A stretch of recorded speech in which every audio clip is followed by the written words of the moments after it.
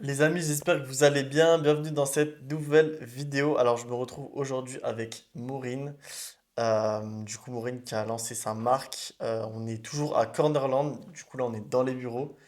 Voilà, donc elle va nous raconter son parcours, comment elle s'est lancée, etc.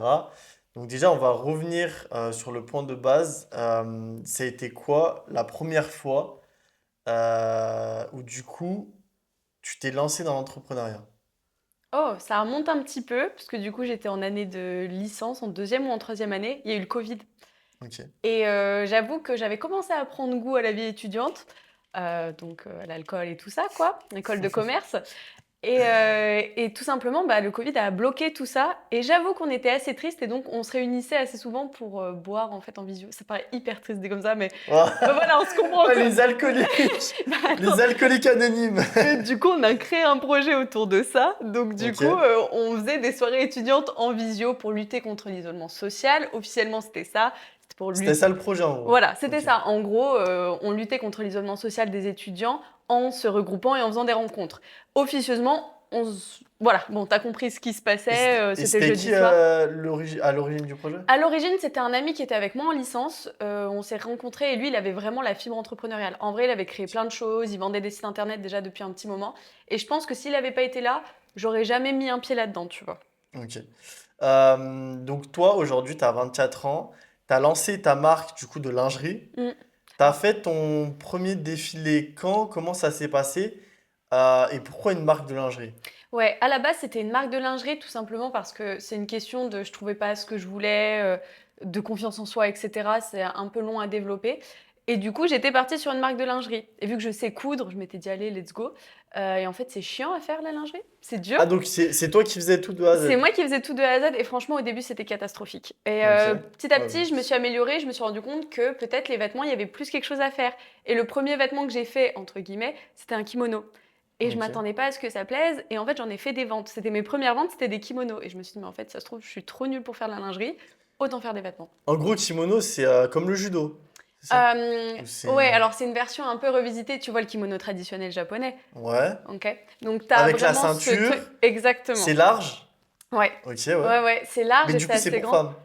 Alors, à la base, c'était pour femmes et j'en ai fait un pour hommes, Ok. pour un défilé et c'est ce qui s'est vendu et j'ai vendu beaucoup plus de kimonos pour hommes que pour femmes alors que pour moi, à la base, je le faisais pour femmes, tu vois? Ah ouais. Donc Parce que en fait, c'était mixte ou... mais pas du tout à la base. Vraiment, Ah, c'était c'est vraiment que pour vraiment les moi, femmes. je suis très Wow, ok. inspirée par les femmes. Enfin, en fait, bon, c'est une histoire personnelle, mais les hommes dans ma vie, ils n'ont pas trop leur place. Donc Ok. du coup, c'est vrai que je suis inspirée uniquement par les femmes. Et du coup, à la base, il ne devait pas y avoir de pièce homme. Et petit à petit, je fais une place dans mon univers parce que je vois qu'il y a aussi de la demande et qu'il y a des hommes géniaux quand même, que ça ne me dérangerait pas d'habiller. Donc du coup, voilà. Ok, donc ta première expérience, c'est les kimonos. Oui. Ensuite, tu fais quoi avec les sous-vêtements? Du coup, tu continues, J'ai arrêté. Honnêtement, j'ai t'arrêtes? arrêté Ok. parce qu'il y en a plein qui font de la lingerie et beaucoup mieux que moi. Donc, c'est vrai Donc ouais, se faire que une place, c'était compliqué. franchement, c'était compliqué et j'avais pas le niveau en couture. En vérité, j'ai appris en autodidacte. Il y a un jour, j'ai dit à ma mère, j'aimerais bien apprendre. Le week-end après, j'avais une machine à coudre, tu vois. Ok. Et j'ai appris toute seule parce que j'ai beaucoup d'ego et que je n'osais pas. Tu sais, quand t'es nulle, t'as peur De d'être nulle demander, et ouais. voilà, c'est ça, de demander de l'aide. Et du coup, j'ai appris toute seule. Donc, ça a été extrêmement long avant que j'ai un bon niveau en couture. Et ça se voyait beaucoup sur la lingerie. T'as pas le droit à l'erreur. Ok, et donc tu fais des kimonos, etc. Comment tu développes la marque? À partir de quand tu la développes? Je la développe à un moment où c'était pas du tout prévu. C'est que moi, je suis en alternance, je suis en master, j'ai un job dans le marketing. Et juste, à cause de la première expérience entrepreneuriale, il y avait une photo de moi dans un article. Et une photo de moi qui était catastrophique. La personne n'avait pas demandé les droits ou j'en sais rien, tu vois, qui était dans l'entreprise qui s'occupait de ça. Mais la photo, c'était genre ma première photo de CV Mais c'était de quoi? C'était, troisième. c'était une photo dans un article? Mais oui, en fait, il y avait eu un Ok. article sur ces fameux soirées Ah, étudiantes le ok. jeudi soir en visio, tu vois. Ok. Et du coup, ils avaient pris une photo, vraiment, imagine la première photo de ton CV, t'es en troisième, enfin, je pense que tu vois très bien, ou alors peut-être que Mais ils toi, l'ont c'était prise déjà... où, la photo? Sur LinkedIn, c'était... Mais tu sais, quand t'as Ah, mais créé ton ok, LinkedIn au tout d'accord. début, quoi. Ouais, ou même sur Google, tu tapes ton nom, Non, maintenant mais tu c'est peux, euh, c'est tu peux trouver des scandaleux. photos. Et du coup, c'était une vieille photo et j'étais tellement pas à l'aise et je m'étais dit, mais il faut absolument que j'apprenne à poser, parce que s'il y a ma tête dans un article, tu vois. Si c'est encore des photos de moi quand j'étais en Ouais. troisième et qu'on me reconnaît pas, c'est pas intéressant. Et du coup, je me suis inscrite sur une agence en ligne et donc j'ai fait des shootings et un jour, je dis: «Ah, j'ai peut-être pour but de créer une marque, tout ça» et la personne me dit, «Bah, dans ce cas», c'est un New-Yorkais.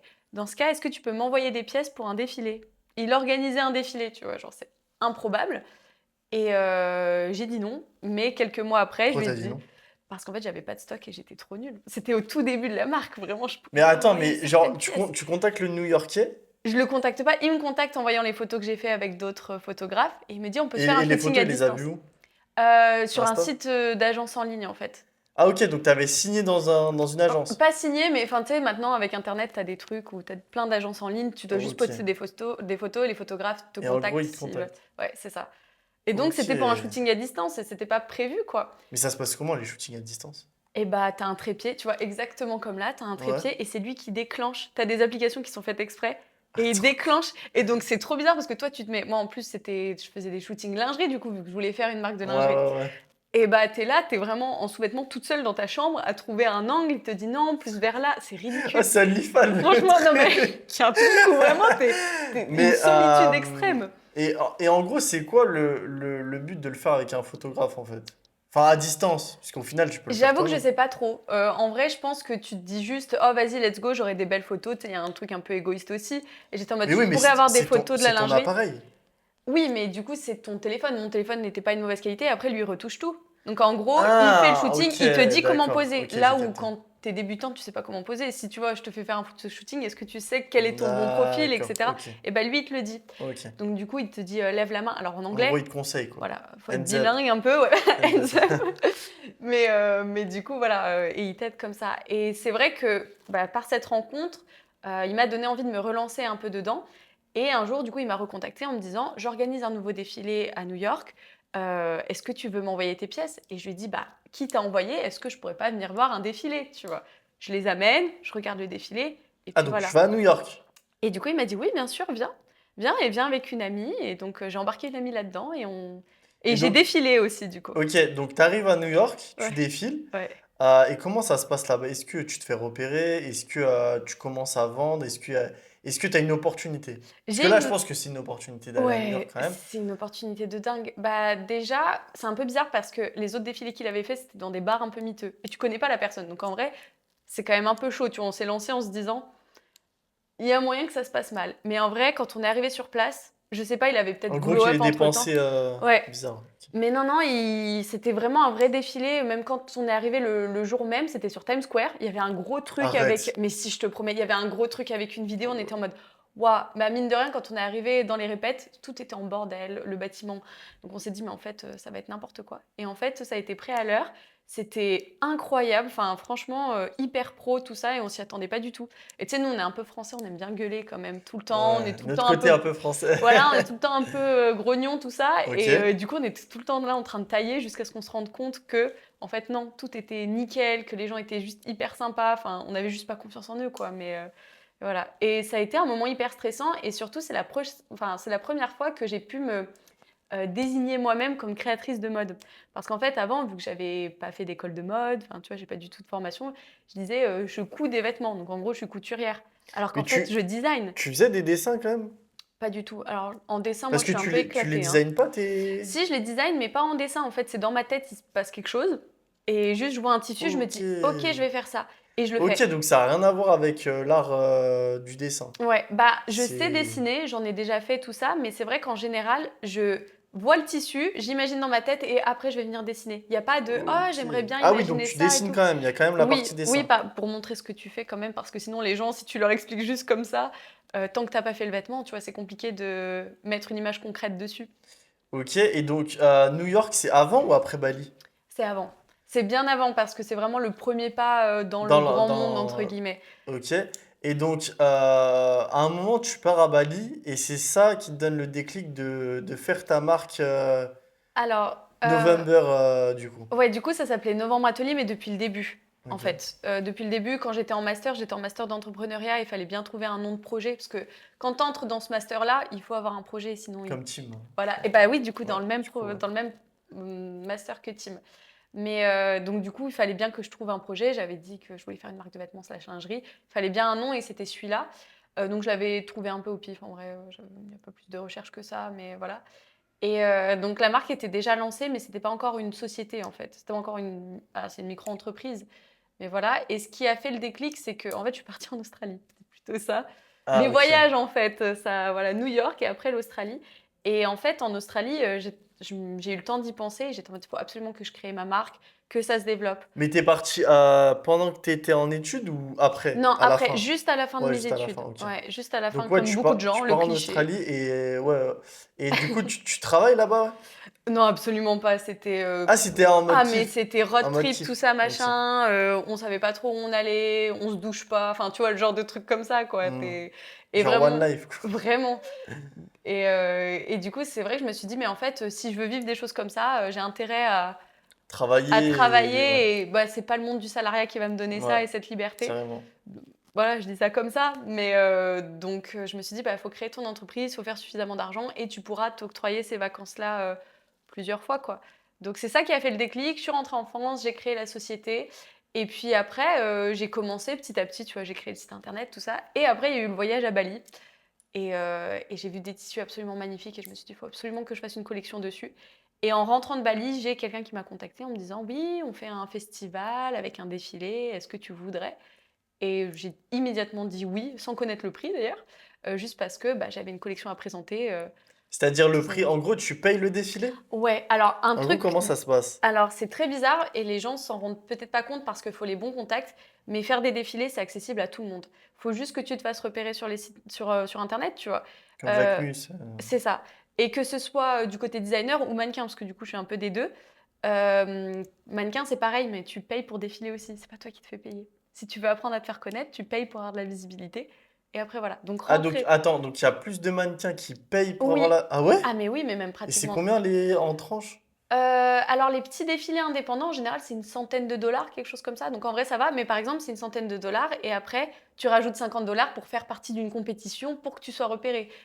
Tu vois, c'est que des choses comme Mais ça. quand tu dis petit défilé, c'est genre, c'est quand même des grosses marques ou c'est des... Non, c'est des Enfin, choses qui j'imagine sont pas que c'est indépendantes. la Fashion Week. Alors, ça fait partie de la Fashion Ah, Week. c'est... Des Ah fois, ils ouais? sont référencés dans la Fashion Week. Ah ouais. C'est juste que du coup, tu as différentes Fashion Week, mais souvent, ils sont référencés dedans comme un peu sur le côté, où tu as plusieurs marques, du coup. Quelqu'un n'a pas forcément l'argent de faire son défilé. Par exemple, moi, j'aurais pas l'argent de faire mon propre défilé. Puis Hmm. surtout, ça durerait 10 minutes. Enfin, je veux pas faire Ouais. déplacer tout le monde pour ça. Donc, du coup, tu fais un défilé avec d'autres créateurs. Et du coup, dans ces cas-là, moi, ce que j'avais payé en tant que designer, je crois que j'avais payé quelque chose comme je sais pas, 150 dollars, quelque chose comme ça, même un peu moins. Tu vois, donc c'est pas énorme. Bon, après, j'ai payé mon billet d'avion, hein, mais c'est Mais pas donc, tu énorme. payes ton défilé, vous êtes combien à défiler? Ça dépend. Ça dépend Mais vraiment toi, des t'avais pris défilés. combien? On T'avais pris était des que. gens avec toi Alors, ou... non, parce que du coup, Toi, tu payais juste ta place. ouais, pour pas Ok. avoir à payer, parce qu'on est des rats, je défilais moi déjà. Et j'avais ma pote qui défilait aussi. Donc Ok. on en est là. Et on avait 3 passages chacune, donc ça fait 6 tenues. C'est largement convenable. En général, un défilé, il y a des créateurs qui proposent que trois silhouettes et ça suffit, tu vois. Donc quand on a 6, t'as de quoi faire. Surtout que pour le coup, j'avais pas beaucoup de temps pour faire les 6 silhouettes. Et comment tu prices tes vêtements aujourd'hui? Mhm. J'ai vu que tu avais un site internet, du coup, tu es exposé, etc. Comment tu prices tes vêtements? Combien de marge tu fais sur chacun des vêtements? Alors, pour te répondre très simplement, au début déjà, au début, je priçais pas comme il fallait. En vrai, C'est-à-dire, tu euh, priçais trop? non, justement, beaucoup trop bas. Genre vraiment, je pense que je me rendais pas compte. Déjà, je comptais pas le nombre d'heures que je faisais sur le vêtement, tu vois. Et Parce que après, toi, c'est des pièces, on va dire, typiques. oui, C'est ah pas bah des c'est des pièces collections. uniques, Ouais, ouais. voilà, c'est unique, ouais. Ouais. Donc, vas-y, donc explique-nous. Donc, ouais, tu passais du temps sur des vêtements. C'est ça, je faisais des choses comme ça. Donc en plus, quand c'est pas des collections que tu as déjà faites, tu passes beaucoup plus de temps à imaginer quelque chose. Faut faire le patron, faut tout faire en fait. Faut trouver le tissu, tout ça. Et vraiment, je vendais les hauts, mais bah en fait, c'était la valeur euh, de mon produit. Enfin, je percevais mal ce que je faisais, tu vois. C'était compliqué de se dire ah bah le haut là que je viens de faire, il vaut 200 balles. Pour moi, c'était compliqué parce que je les aurais jamais mis, tu vois. Ok, Mais parce que je suis pas la cible de mes propres produits, bien tu sûr. vois. Puis Et c'est parce que compliqué de oui, on va dire, Évaluer, hein. s'auto-évaluer. Ouais, voilà, exactement, Non, c'est s'auto-évaluer. vraiment ça. Puis moi, je les ai gratuitement, du coup, Léo. Donc, du coup, tu te dis, mais est-ce que j'aurais mis 200 € Et en fait, je me dis, bah, pour moi, évidemment que je mets pas 200 €, mais je mets tellement mon temps dedans que je mets forcément quelque chose aussi. Et du coup, c'est venu très tard, c'est venu il y a pas longtemps. On m'a donné tout un tableur sur comment on calcule les prix vraiment dans la mode, en fait. Ok. Donc, tu as évidemment tes matières premières. Tu as aussi ce qui s'appelle la freinte, donc tout ce que tu vas perdre, tes découpes, tout ça, ce que je calculais pas du tout, mais il faut rajouter des pourcentages pour les bouts de tissu que tu perds et toutes tes découpes. Tu as après le temps que ça te met. Et un truc aussi auquel je pensais pas, c'est que moi, quand je regardais par exemple, ah bah j'ai mis 2 heures pour faire ce haut, bon bah c'est à peu près une vingtaine d'euros de production. Pas du tout. Parce que tu as tout ce qu'il y a TVA après, et tu as aussi le coût par minute. En France, le coût par minute d'une couturière, ce serait 50 centimes par minute. Bah du coup, on est loin du 10 € par heure, quoi. Waouh! Ouais, Tu vois? ça fait beaucoup. Ça fait chiffrer très vite. Et bah là, tu te rends compte que tu vends pas du tout au bon prix. Et après, bon, bah, il y a tout ce qu'il faut derrière, il y a d'autres choses à rajouter, tu vois. Encore plus quand tu es en boutique, du coup, tu as une commission derrière, tu as un loyer à payer. Donc, il faut penser à tout Et ça. du coup, aujourd'hui, tes pièces vont de combien à combien? Je dirais que, alors, je peux faire des pièces qui sont pas très chères, des accessoires en fait. Vraiment, j'essaye de faire un peu dans toutes les gammes de prix. Je pense que c'est important. Si tu as un coup de cœur sur la marque et que tu aimerais absolument avoir une pièce, je pense que c'est important d'avoir des pièces à 10 euros. Donc les petits chouchous, les petites choses comme ça, je peux les faire à 10 euros. Mais les grosses pièces, par exemple les kimonos, bah, du coup, tu n'as pas vu en boutique, mais les hauts sont au moins à 70 euros. Ça dépend lesquels. Il y en a C'est qui sont beaucoup plus raisonnable. chers. Ouais, mais tu vois, C'est là, la raisonnable. robe, là, je crois que c'est bien 250-300 euros. Donc, Parce que ça, ça, la matière, ouais. ça vient d'où? C'est Alors, produit ce comment? tissu-là, du coup, il vient de Bali. Donc, Ok. c'était une des robes qui était pour un défilé. Et donc là, il y a de la soie dedans. Donc, Donc tu fais venir ton importation de tissu de Bali, c'est ça? alors, pas toujours. Ok. En fait, vu que j'aime beaucoup voyager, donc là, cet été, j'étais en Thaïlande, donc les tissus viennent de Thaïlande. Donc, en fait, en fonction de là où je me retrouve sur le globe, on va dire, je vais acheter mes tissus. Si j'ai été à Londres, je vais acheter mes tissus. Je voyage quand même pas mal. Alors, à la base, c'est pas pour le travail, mais je ramène très souvent mes tissus et sinon, je les prends dans les stocks dormants parce qu'en fait, je veux des tissus d'exception. Je veux pas qu'on se dise, ah bah, elle l'a acheté à Mondial Tissu ou peu importe. Même si ils peuvent avoir des très bons tissus avec des belles provenances. Mais c'est pas ce que je recherche. Je recherche en fait à la base le tissu, il faut que j'ai un coup de cœur. Ah oui, Mondial Tissu, putain, mais c'est une énorme boîte ça en C'est une plus. énorme Ouais. boîte et ils peuvent avoir des très beaux tissus d'ailleurs au passage. Mais du C'est- coup, Mondial Tissu, concrètement, c'est ceux qui vont fournir aux autres marques pour faire des robes comme ça, par exemple. Non, alors quand tu as une Enfin, c'est des marque de professionnels ou tissu, particuliers? c'est plutôt particulier Mondial Ah, Tissu. c'est C'est particulier, un ok. peu les deux en fait parce que tu peux, par exemple, moi si jamais j'ai plus de tissu et que j'ai besoin d'une doublure toute simple, tu vois, pour une robe comme ça, je Ouais, vais pas aller le chercher à Bali, tu vois. Je vais me dire bon bah ok, je vais regarder Mondial Tissu ou peu importe quel site a une doublure comme ça bah, ça met moins de temps, tu vois, on l'a en France. ok. Parce que la robe, faut quand même que tu la vendes. Donc, le temps que tu mets à recevoir le tissu, tout ça, faut l'anticiper.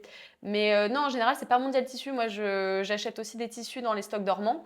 Donc, tu as plein de sites internet qui sont faits aussi pour les professionnels et qui viennent de stocks dormants. Donc, tu vois, par exemple, les grandes marques de luxe, des fois, elles commandent des grands rouleaux de tissu et en fait, c'est pas la bonne couleur. Ou alors, il y a un défaut, ça Et dépend donc quelle ça se bulle. passe comment? Et ben ils C'est... les revendent et du coup, c'est sur ces gros sites que tu peux les retrouver et Ok. tu les trouves moins chers et tu as des tissus qui sont absolument extraordinaires, quoi, pour beaucoup moins cher.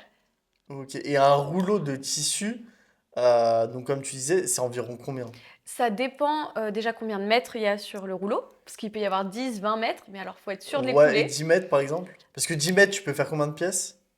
10 mètres, alors si tu fais des kimonos, t'en fais même pas 10, Ouais, ok. mais, Donc c'est un mètre c'est par beaucoup 10 pièce. mètres. Ouais, C'est ouais, un mètre par c'est pièce, on souvent va un dire. mètre par Ok. pièce. Sachant que en général, le prix du tissu, c'est genre bien entre 20 et 40 euros le mètre, tu vois. Wow, ok. Ouais. Du coup, ça fait un sacré prix à débourser.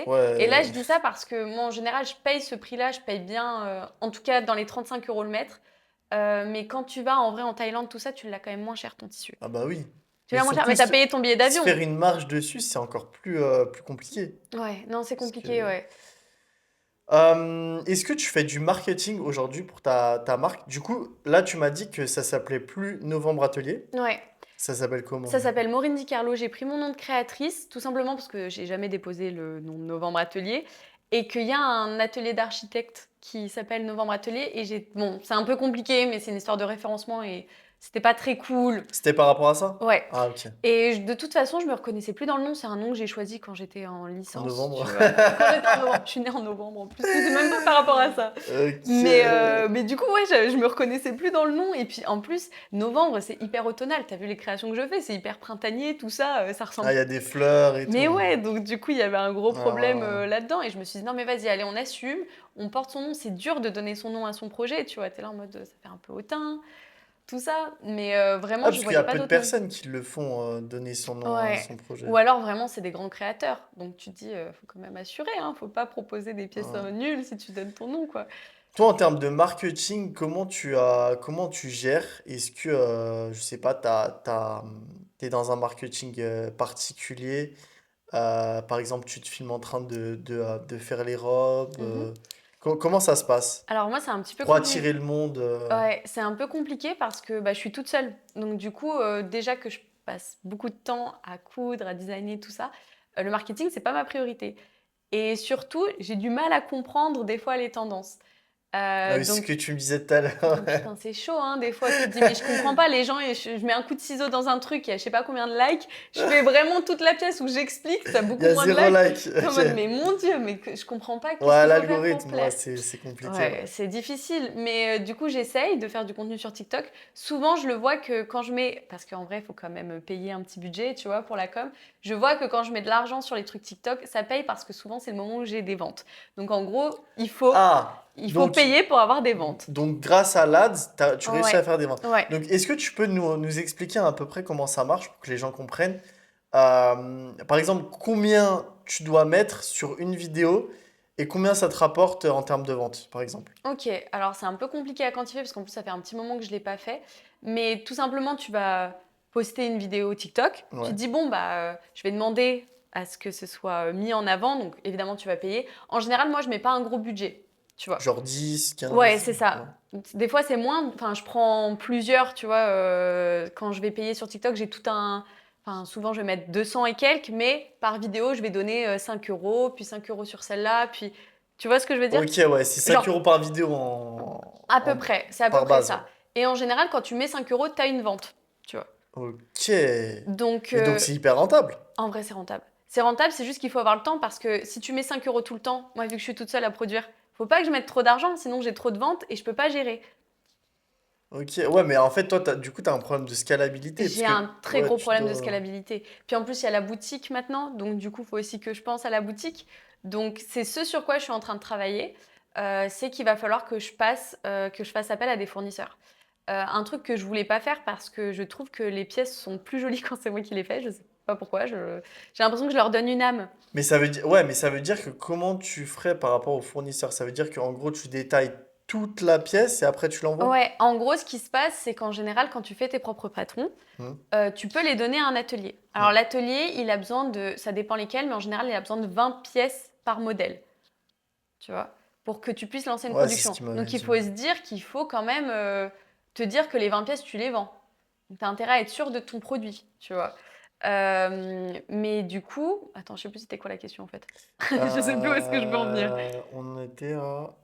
Oui, j'ai un problème de Putain. scalabilité. Il faudrait faire appel à un fournisseur pour ça, tu vois. Et c'est là où c'est compliqué parce qu'il faut quand même très bien s'entendre avec son fournisseur. Et ce qui se passe, c'est que toi, tu donnes tes patrons, tu donnes aussi tout. Il y a plein de papiers pour montrer comment tu assembles le vêtement, etc. Quelle couture tu veux, parce que tu as Ouais, différents types de couture. et surtout, parce que toi, tes fournisseurs, enfin, enfin, ils seraient en France ou J'aimerais qu'ils soient pas? en France. Ouais. Ah, si je fais appel à des fournisseurs, Ouais, donc ça te je coûte veux plus qu'ils cher soient quand en... même. Bah, c'est ça. Ouais. Mais je me vois mal, c'est là où c'est un peu compliqué parce que quelque chose qu'on m'avait dit quand on voulait m'accompagner sur mon projet, c'était fais venir des produits de Chine, tout ça, puis tu brodes ton logo à la main et tu dis Made in France. Je me suis dit, mais le gars n'a rien compris à ce que je veux faire. Moi, je suis une créatrice, je suis une artiste en fait. Tu vois, je suis pas Même une businesswoman en vrai. c'est un peu, C'est un voilà. peu Bon, dégueulasse. y en a plein, Oui. ouais, mais il y en a plein qui le Oui, il font. y en a beaucoup Malheureusement, il y en qui a le plein qui le font. font. Mais pour moi, c'était pas envisageable. Donc c'est vrai que c'est un peu compliqué. Et surtout aussi, tu peux faire appel à des fournisseurs, c'est comment aussi tu veux. Qu'est-ce que tu veux faire de ton entreprise? Parce que ça veut dire qu'après, ça augmente forcément. Mm, Si tu as des fournisseurs, après, pourquoi pas un salarié? mm, Donc tu as des gens qui dépendent de toi. ouais. Donc tu as une pression de fou. Alors que là, bah, ça dépend que de moi. bon, j'ai une pression quand même de fou, mais ça dépend que de moi, tu vois. Mm. Je sais à quelle heure je suis disponible, T'es je sais. indépendante, toi. C'est ça. Et du coup, comment tu gères aujourd'hui la concurrence? Est-ce que tu as de la concurrence? Est-ce que tu en as beaucoup? Euh, Sachant que j'ai l'impression qu'il y a moins en moins de... Moi, j'ai l'impression qu'il y a moins en moins de concurrence, mais toi, est-ce que pour toi, il y en a beaucoup? Comment ça se passe? Et bah, j'avoue que je me pose pas trop la question parce que je me dis que si j'existe, c'est que en vrai, je dois être quand même assez unique dans ce que je fais. Et puis c'est comme il n'y a jamais trop d'artistes, tu vois. Donc mes pièces ont forcément vont peut-être plus parler à certaines personnes. Donc je sais pas si j'ai vraiment une concurrence qui me ressemble beaucoup. Par contre, là où ça devient compliqué, alors ce que je trouve très cool, c'est qu'il y a de plus en plus de marques, tu vois, comme ça, qui font du fait main et tout. Et pour moi, c'est pas de la concurrence parce que je trouve ça très cool, en fait, qu'on soit plein de marques fait main. Parce que toi, c'est quoi ton type de clientèle de base? Alors comment. Ta clientèle cible, on va dire. Alors, c'est les femmes, du coup, Ouais, qui j'imagine. sont principalement, mais franchement, je me redirige aussi vers les hommes parce que je trouve que les pièces que je fais leur vont très bien et tout. Et voilà, mais c'est, enfin, tu vois, pour l'instant, la vraie cible, c'était les femmes. Ok. J'aimerais que ça bascule aussi avec les hommes, j'aimerais bien pouvoir faire les deux. Et même un peu d'unisexe, ça me dérangerait pas. Mais du coup, les femmes qui sont quand même assez actives, en vrai, j'aime bien les citadines, tu vois. Mais du coup, t'aimerais faire quoi chez les hommes, Chez les concrètement? hommes, mais j'ai déjà un peu commencé. J'ai fait quelques kimonos, des t-shirts qui sont brodés. J'aimerais bien faire des pantalons en lin avec des petits détails. Toujours, en fait, c'est les motifs, c'est les tissus qui changent tout. J'ai des tissus très, bah, en fait, asiatiques, tu vois. Et il y a en vrai une plus grosse, enfin, une population qui apprécie ce genre de motifs et qui veulent des vêtements comme ça. Et sur une tenue, parce que du coup, tu nous disais que c'était toi qui faisais tout toute seule, Ouais. tu mets combien de temps à le faire? Une tenue? Bah, par exemple, Bah, une pièce? si demain tu veux faire un pantalon ou Ok. même un t-shirt, parce que tu m'as dit que tu faisais des t-shirts, Ouais. ouais, un pantalon ou un t-shirt. Alors le t-shirt, je le prends, c'est déjà le cas, il y en a à la boutique, je l'achète chez un fournisseur déjà, tu vois? Ok. Et une pièce que tu fais de toi-même? Que je fais de moi-même, alors il y a des kimonos dans la boutique et je le fais en 4 heures, quelque chose comme ça. Waouh, ah ouais, c'est énorme. Ouais. Et le grand, là, il y en a un qui est immense, tu le fais en beaucoup plus d'heures, donc tu peux doubler parce qu'il y a beaucoup plus de tissu. Enfin, je crois que le modèle pour qui je l'avais fait faisait 1,93 m, hein, donc en termes de couture, tu y vas. Et en termes de tissu aussi, hein, ça paraît immense, mais voilà, ça prend du temps, ces choses-là. Est-ce que tu as eu des coups de mou ou est-ce que tu as eu des galères dans ta vie qui ont fait que tu as peut-être déjà voulu arrêter? C'est quoi peut-être la plus grosse galère que tu as eue du coup dans ta vie? Qui t'a... Super dur. Qui t'a... Je pense que j'en ai eu pas mal en vrai, parce que je suis, mine de rien, même si j'ai du coup ma micro-entreprise, je suis pas Ouais, très organisée, j'ai des petits problèmes de concentration, donc ça peut se ressentir à certains moments. Et il y a plein de petites galères qui sont dues à ça. ok.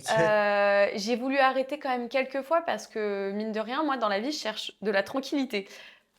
J'ai clairement pas le bon métier pour chercher de la Ouais, tranquillité et non, être détendue. ça n'a rien à voir. Voilà, mais en fait, j'aime l'adrénaline, mais j'aimerais être détendue aussi. Ok, Donc, ouais. c'est vraiment.